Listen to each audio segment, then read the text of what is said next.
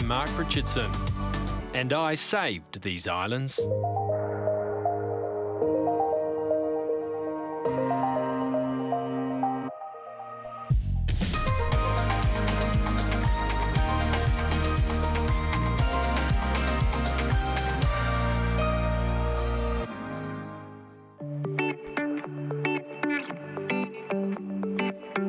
Actually, did I save these islands, or did these islands save me?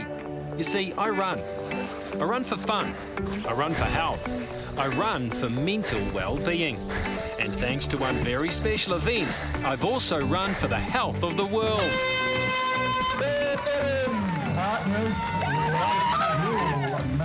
Okay, I'm getting a bit melodramatic now, aren't I? But let me explain. The Partners Life Duel here on Motutapu and Rangitoto is more than just a multi-sport race. First up, it's beautiful, and it's an absolute bastard. That there is the start of the marathon. Views? Yeah. Fun? Oh, I don't know. By the way, I did the marathon a few years ago, and I nailed it. Well, not really. And that's why I'm here now to celebrate the 10th birthday of a race that's raised almost $500,000 to help restore Motutapu and Rangitoto in Auckland's Hauraki Gulf back to their original glory. All right, technically it wasn't just me who saved these islands. It was all the walkers, riders, runners and triathletes who raced for and now on this island sanctuary. So who came up with this genius idea? Was it you? No? Ah, it was your boss then, was it? Well, I've been farming that island for almost 26 years and going for runs on Motutapu, and I thought, hey, why can't we do something out here to get people out? It's a hard-to-get-to place. So I got in contact with Aaron, and the rest is history. The Holy Grail event is putting people into an event that normally they can't access. So, classic. Motutapu, you're not, Rangitoto, not allowed to ride your bikes any day except the day that the duel is on. So for us, it's about saying, you know, look at this amazing spot, get off the couch and come and get active. The duel has been a great success. Minimal environmental impact, bringing in maximum funds. Surely that has to be the way for New Zealand for the future. Maximum funds. I like the sound of that. But I like even more what you've done with the moolah. And if you'll come with me and Farmer Braddock, we'll take you on the journey. Starting at the bridge that joins the grand old daddy of Motutapu to Rangitoto, the fiery young upstart. So just again, so there is how many years old? 180 million. 180 million. And that's how old? 600 years. Can you imagine the fire and the brimstone and the burning and everything? And people living here, there's a power site just up here. They would have been terrified, wouldn't they? Rangitoto is so well known, and it's nice to be able to talk about Motutapu's proximity to Rangitoto. Everyone knows of Rangitoto, and often people don't know Motutapu because it's actually behind Rangitoto, and from the Auckland's waterfront, you don't really see much of it. And here's something else many don't know about Motutapu. For a time, it was the most important island in the country. This still feels very military, hey? Even got the sound. This was the main defence for Auckland in 1942. If it hadn't been built, they say that we may well have been visited by destroyers that knew that we had no defence, and they may well have come in and bashed up Auckland a little bit. So this is the gun pit where the gun structure was attached to. Shoots about 30k, doesn't it? Yeah, 28 to 30 Ks, 45-degree angle, 6-inch gun, very powerful. Over the horizon, that's crazy. Apparently if you stand in the middle here, it turns into stereo. It does, doesn't it? It does. That's amazing. I can just hear my voice all around me. I quite like that, actually. It's a great place to stand if you like the sound of your own voice. And this is a great place to stand if you like a heck of a view. Great wartime high ground, but when the war was won and the soldiers left, the island quickly succumbed to an enemy of a different kind. This was a weed-infested, pest-infested, run-down island. There were wallabies running around. It was just infested with rats and feral cats. You name it, we had every pest known to man. And the weeds were extraordinary. I mean, you couldn't envisage just how bad in terms of deterioration. I can fully understand why after the Second World War everyone wanted to abandon those sorts of places and forget about them because they had such terrible memories. But now those sanctuaries represent the epitome of what we call clean green New Zealand. It's ecology back thousands of years. We're recreating what was there and what New Zealand is famous for. Speaking of which, this famous New Zealander is about to get a great name and a big responsibility.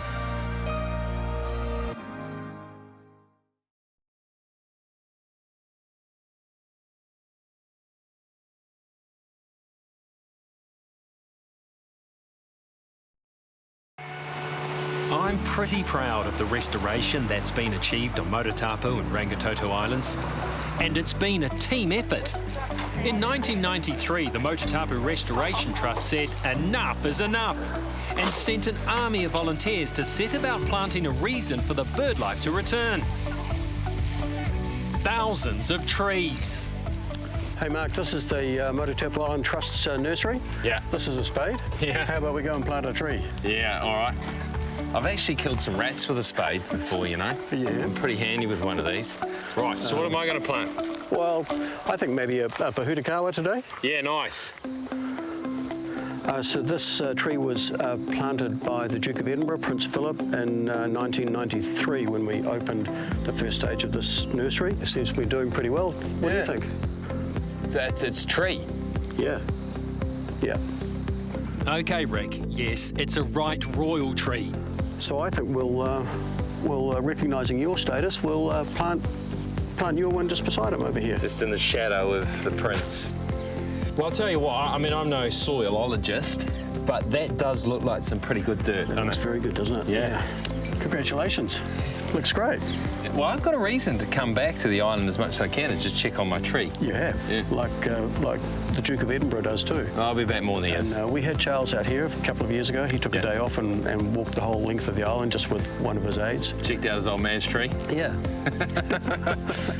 Your Highness, you better look after my tree, all right? Keep a watchful eye on it. Rick, my tree's sporting royalty. The whole valley on the left as we go up has all been planted with volunteer labour over the last 25 years. So we've got native bush, but in that bush was unwanted tenants. And how do you get rid of bad tenants who are ruining the place? You evict them. Doc did just that with a well thought out and highly effective eradication program. And with the predators gone, it was safe to bring back the original occupants of these islands who have been quite scarce of late. We celebrated by releasing the takahe and the tieke.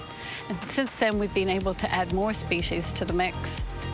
All the kiwi released on Motutapu get a special send-off. James Brown from the local iwi does the honours for kiwi number 54. Just welcome, welcome, welcome.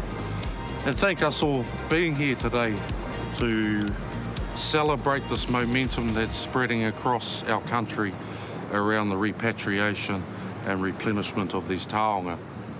So we like to shock treat people into participating. So Mark, we're looking for a name of this bird. And Mark, it's not just a name you're going to clutch out anywhere in a nanosecond. You're going to have substance to it. You'll know how to play the shot. So you just ponder that. Kei no tātou, bow ahead and pray. And what is the name of our bird?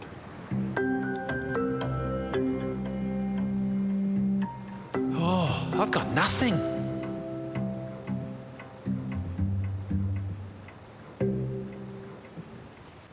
I want to call him Edgar. Edgar? After Bruce Edgar, who was a role model of mine, an idol, someone that I was compared to, which was quite an honour. But Bruce Edgar wasn't the star of the show, but he got the job done. And that's what this Kiwi's going to do. In our mihi, we ask what the Kiwi's name is. And his name is Edgar. And now we all know. We dare not welcome Edgar as if we are his host. On the contrary, he is the host, and we are his visitors.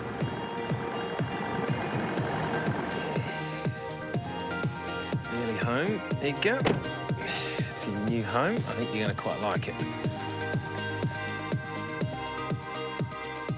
All right. Yeah, well, Edgar, you're about to go off and play your first innings on Motutapu. Safe and steady, all right? Take your time, and it'll pay dividends further down the road for you. All right, mate? Get out there, and the good news is you're not going to come across any Australians, so you'll be all right. Not that you weren't very good against Australia, of course. Edgar was just a little bird too. How old was he? Yeah, Edgar is, I think, 36 days old, so around 5 weeks. Yeah, so that's quite typical. Kiwi are quite incredible. So they hatch like a little miniature adult. So as you saw him today, that's how he hatched, just a little smaller. So fully feathered, eyes open, and they're quite independent birds. So he'll have to find his own territory. So if there's some settled here in the prime real estate, he'll get bumped to the suburbs. Now it's safe, they're releasing up to 50 kiwi a year, so Edgar will soon have plenty of batting partners. But kiwi aren't the rarest of the 6 native birds released on this island. There's 26 takahe and only 347 in the world. We thought they were extinct, and then a couple of them turned up in Fiordland. Well, so Hazel tells me, and she's like the bird mum on these islands. How's the takahe, its numbers got so small? Because it's flightless, it's really vulnerable. So cats, dogs, you name it, they're gone.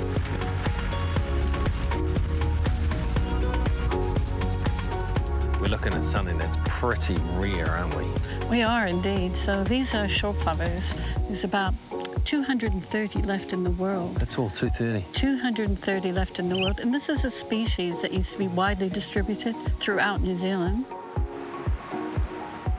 The beauty of this island, the Motutapu, is that it has a mosaic of habitats. So it's not just a planted forest, but it has the shoreline, it has the wetlands. So we can introduce a wide variety of species.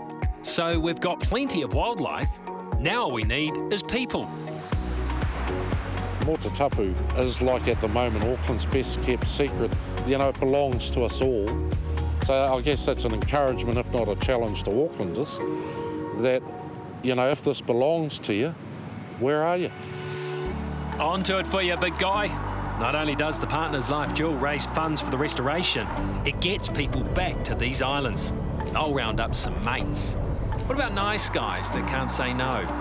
What about a sporting legend who eats marathons for breakfast, who's also a nice guy who can't say no? Oh, it's you. Don't be like that, Carmo. Have you run it? Yeah, I've run it. Well, if you can do it, how? I always picked you as an 80-minute man. Well, I am, actually. No, I am for the haul. When you offer me the opportunity to run an iconic event of 42 Ks on an island that I look at every day of the week, why not do it? Why after your rugby years, why didn't you just that was it? Because that's not me, mate. That's not me. I thought it was me, and I said, I just want to get out there and do things, feel fit, feel great. But I have learnt in time that you can't run slow enough in some of these events.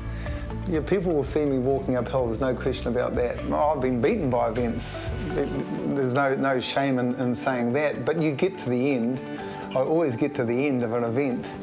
I reckon if you get in a race with someone, you'll get competitive, won't you? Nah, honestly, mate, I must have used all my competitive juices up because you can only train as much as you can train. Mate, time is relevant, in events like that. It's just actually getting in there and doing it. Don't tell me time's irrelevant, Carmo. I did 4 hours 15 and 11 seconds. Good luck beating that, mate.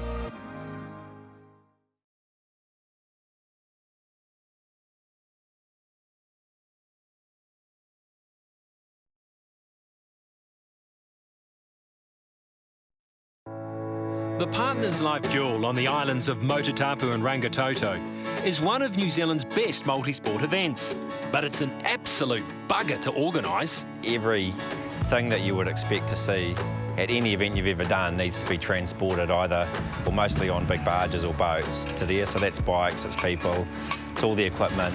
It just adds a whole different element to organising it. It's a hugely challenging event to put on. Over 2,000 register for walks, half and full marathons, as well as triathlon and mountain bike races. And that means 600 bikes have to be cleaned and loaded onto the early morning ferry. About 20 kids from Westlake Boys do most of the donkey work. But don't worry, it's not a sweatshop. They get paid, although they do get very sweaty. Legends, every single one of them. Then Dock by Security do their checks, and the 4 a.m. ferry heads for Motutapu's home bay, where it's a fast and furious unload. All of the money that they earn goes into a fund that sees them go to like a running trip to Africa each year. And they've been involved with this event since the start. We worked out one year that they travelled about 300 kilometres delivering the bikes from Auckland to the barge, and then from the barge to the racks. Dealing with that little stretch of water there, which just kind of complicates everything. But then you get here and it's all well worth it. And when you do get there, be assured you'll be arriving blurry-eyed and bushy-tailed, but pest-free. On race day, I fly first class, of course, but it's because I have a very important job to do, pre-checking the course. There's the cone, there's the summit of Rangitoto, and you run up there quite early in the marathon actually, and then scoot down the other side, and you feel good at that point. Really cool part of the event.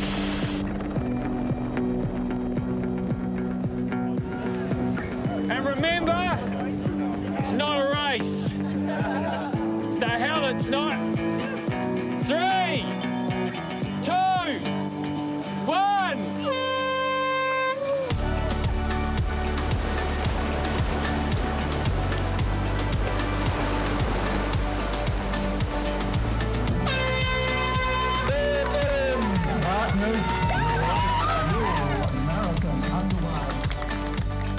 Remember, the key to a marathon is to go out fast and strong, go out hard. You know that, don't you? Rick, that's your key, okay? My key is slow and steady, right? Like a snail. Yeah. What was it Camo said? Slow and steady. It's the key, slow and steady. Slow and steady at this point. You'll be reeling them in towards the end. Good news is you come back down this hill.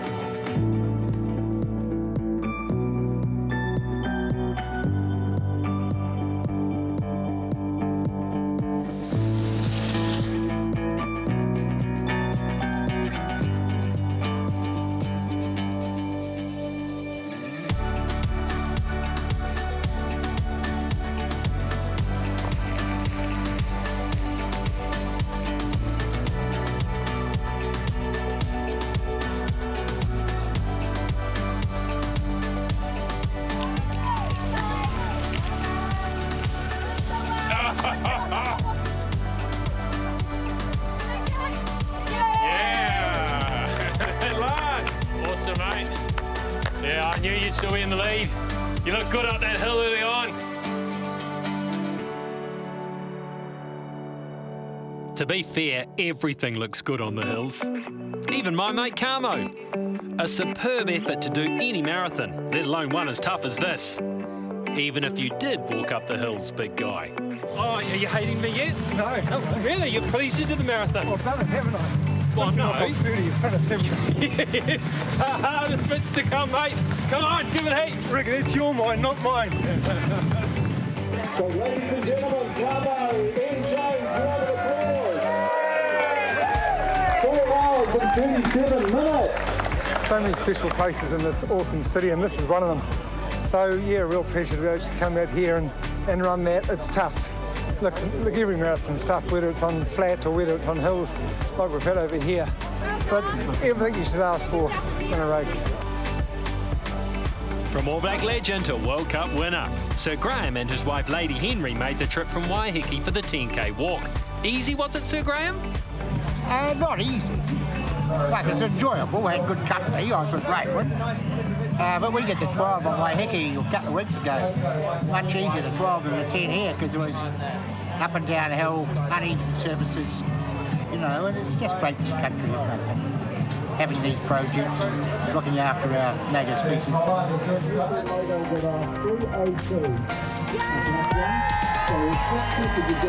It's nice to know that the money that you're contributing to these things actually is doing some good, and the work that they've done on the island is spectacular. I noticed it when I was coming across the tops, and you could see all the replanting they've done, which is just amazing. It's just years and years of hard work. It's got a lot of heart.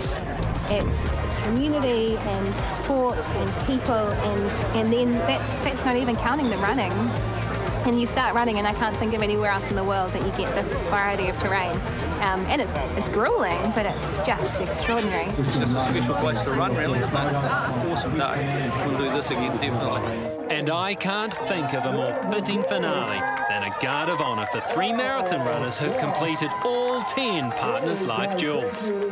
And the bloke who helped make it all possible. One of the guys who's part of that club joined us and added like 5k to his day and came in with us. I saw them across the other side of the valley over there, and I thought, so I just tucked back up and over and joined them and did another lap. And that's the thing about trail running, no one leaves you. In typical Wayne style, he said, I'll be back next year, you know, so will I. We've got something pretty special out there, and you know, we're getting towards $500,000 raised for the trust. I'd love to raise $1 million. So that's 10 years of the Partners Life Jewel. Another year, gone off brilliantly. It's time for me to go, unfortunately, but you know I'll be coming back.